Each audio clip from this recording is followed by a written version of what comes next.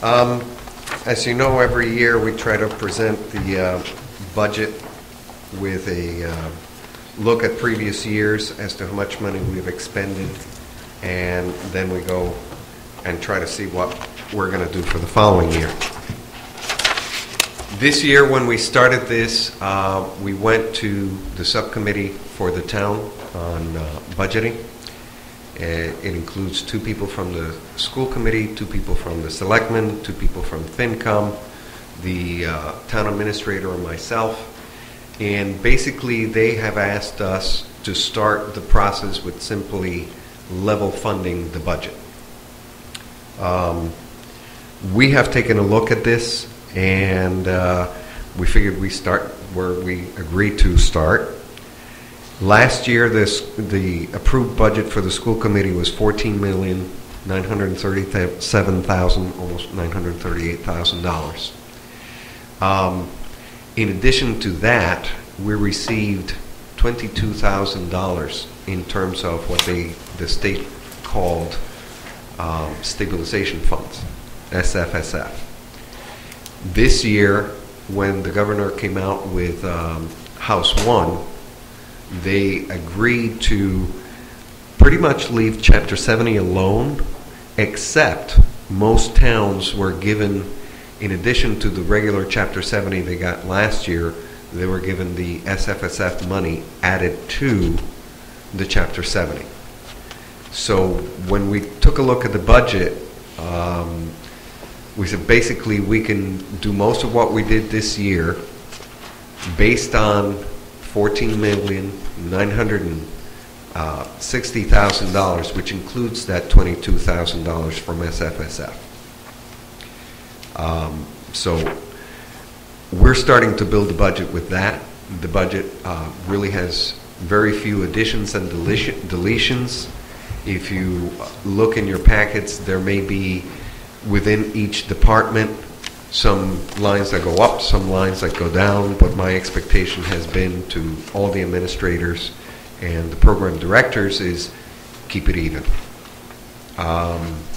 So this would cover, I'm going to go to a different page.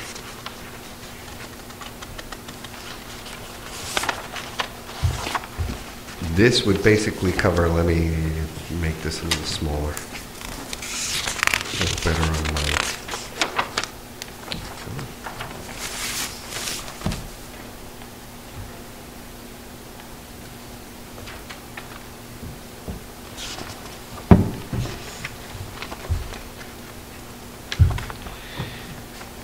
What we're looking at is covering pretty much everything we do now within that 14,960. The step and lane increases, those are contractual obligations that continue 1 year to the next for the teachers.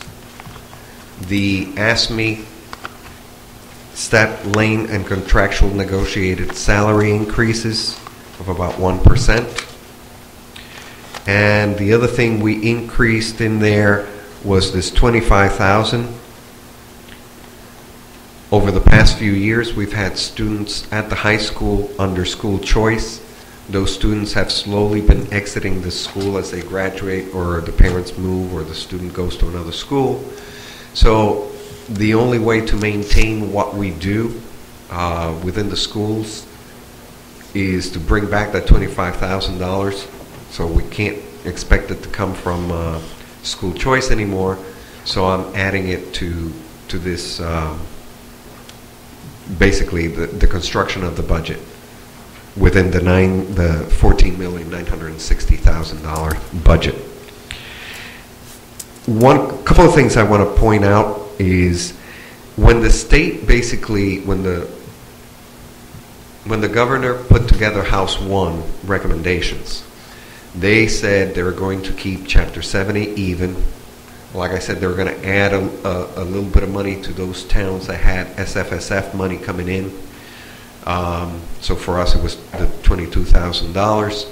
They also said they would increase the SPED reimbursements under circuit breaker from 40 to 60%.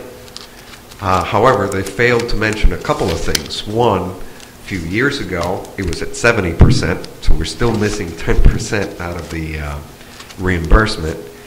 And they reduced Title I, they reduced the preschool grant, and they reduced a lot of money that they had taken from us that they gave us ARA funding from in the form of grants. Now, all that funding we did not use to support our budget. We basically had about $355,000 that we were taking in over the last 2 years in terms of funding from ARA, the federal, what is it, the Recovery and Reconstruction Act. And out of that, if you see underneath it, we had actually used some of that money for part-time TAs, part-time paras, teacher stipends for summer school and after-school programs, some supply and some professional development, and we used it to pay some of our SPED tuitions. So the actual loss that we would experience that we need to somehow cover from the money that we're not going to get from ARA, so it's a loss to us, is about $200,000, $215,000.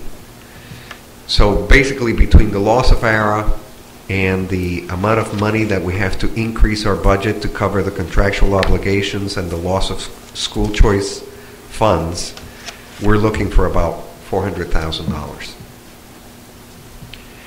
Out of that $400,000, this year we've put in some programs to help us with special education. We've been able to have some of our students go to least restrictive environments. We brought some students back, and between that, some early retirements that we're not going to see in the next year, and some salary reductions that we're projecting out of those retirements, we're hoping to clear about $380,000.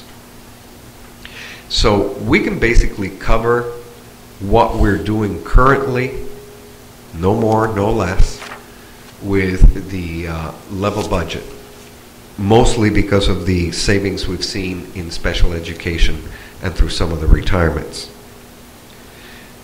Now comes the rest of the budget.